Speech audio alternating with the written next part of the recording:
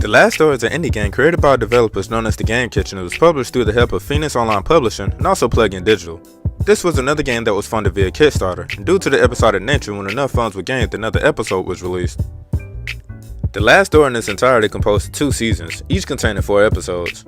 A collector's edition of each season was released later on though. Season 1 came out on May 20, 2014, and Season 2 came out on March 29, 2016. Later on, a complete edition containing every last drop of content, including all the seasons and bonus extras, was released, making it a definitive experience. This is the version that I bought for the PlayStation 4 console, and is also the one that I'm going to be reviewing. So let's get into this review.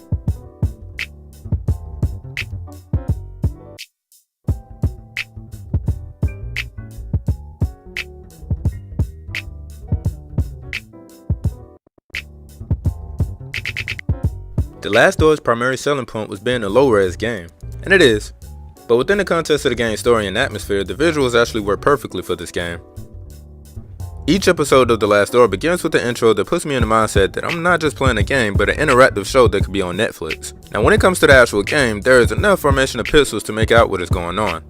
The change in background color in various segments plays so much of a pivotal role because of this. For example, a black and white filter can mean that you are playing a memory. When something is dark and you only have a small light lighting your way, it can even make the player a bit nervous or anxious to explore due to the game's amazing sound effects. More on that later in the review. When it's snowing, or even seeing the combinations of bright and dark colors, the player knows when it's day or night, even the season that this game takes place in. Last but not least, one of my favorite examples is when this scene takes place. The old classic solid film filter adds a level of depth and immersion that impacts the player more once you understand what is going on.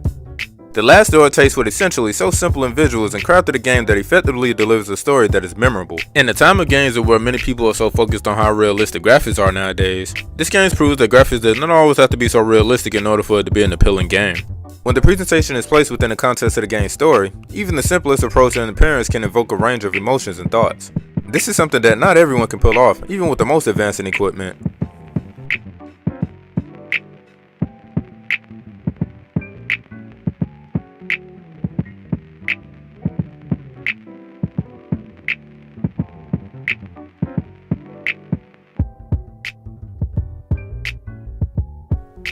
The story of The Last Door is about this guy named Jeremiah DeWitt who gets himself entangled within a problem in which he must investigate why disturbing events are occurring.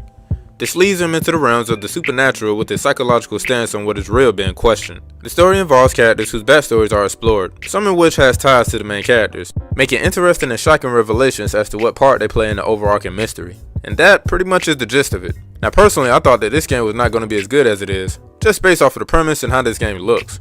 But with each episode, more layers are consistently being added to the plot as it thickens, some of which go into territories I was quite surprised of being explored, all of which adds to more build-up of a satisfying payoff. According to the creators, this game was influenced by the legendary works of Edgar Allan Poe and also H.P. Lovecraft. I can see Poe's work being present with its sometimes simple yet effective storytelling that leaves a lasting effect on the reader's minds, mostly due to the imagination of the readers filling in the blanks and doing much of the work and making things a little bit more horrifying than they actually are.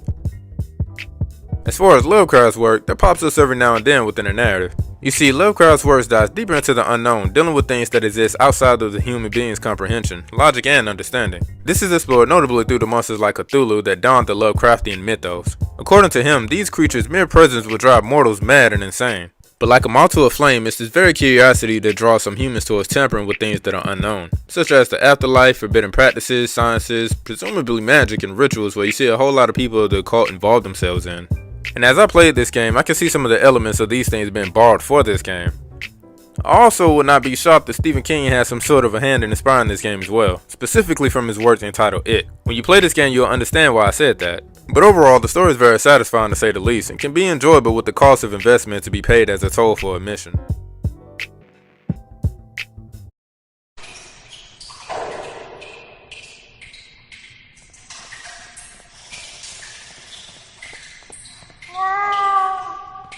The sound design of The Last Door is rich. When Jeremiah walks, you can hear his footsteps. Also, you can hear the creaks of wood under his feet if he's walking inside of a building. When people are coughing, whips lashing, and crows are squawking, you can hear all these things. There are a few jump scares in this game, which is used effectively at the best moments. It even gets to the point where the sound does more of illustrating what is going on better than the visuals or words of exposition could ever do. Try guessing what's going on here.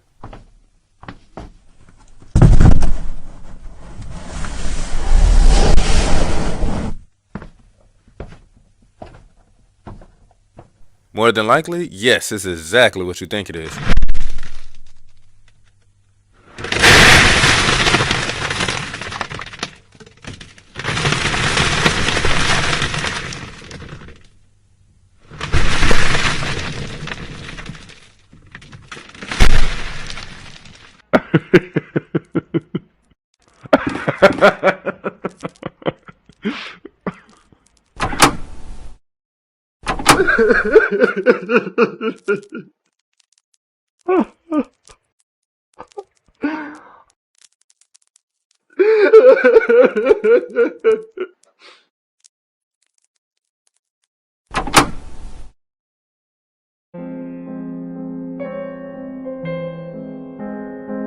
The music for The Last Door is one of the standout attributes of this game. This game may look low res, but the music is top quality.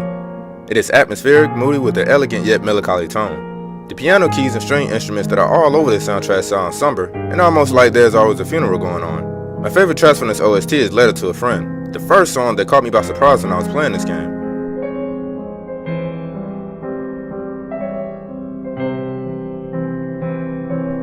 And secondly, The House at the Top of the Hill.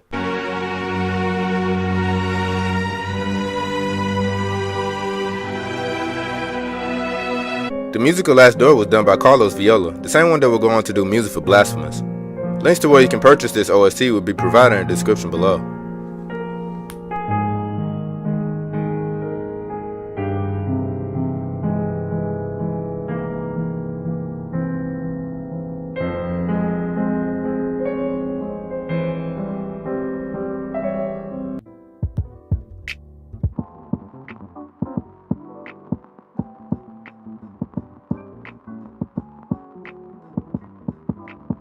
The Last Door is a point-and-click game with elements of a psychological thriller and horror elements baked in.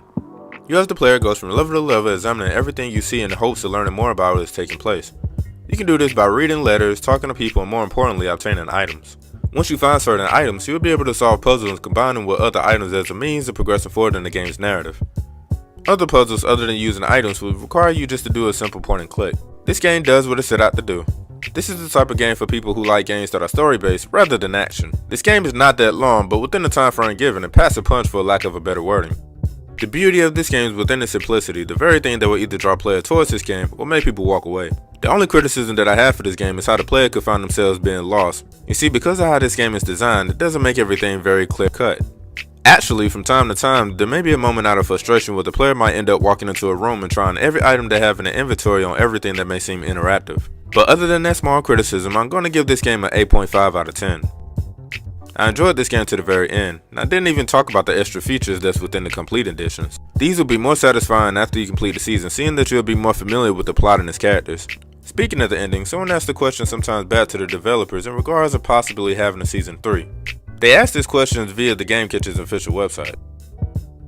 The question that was asked was, will season 2 episode 4 be the last episode ever?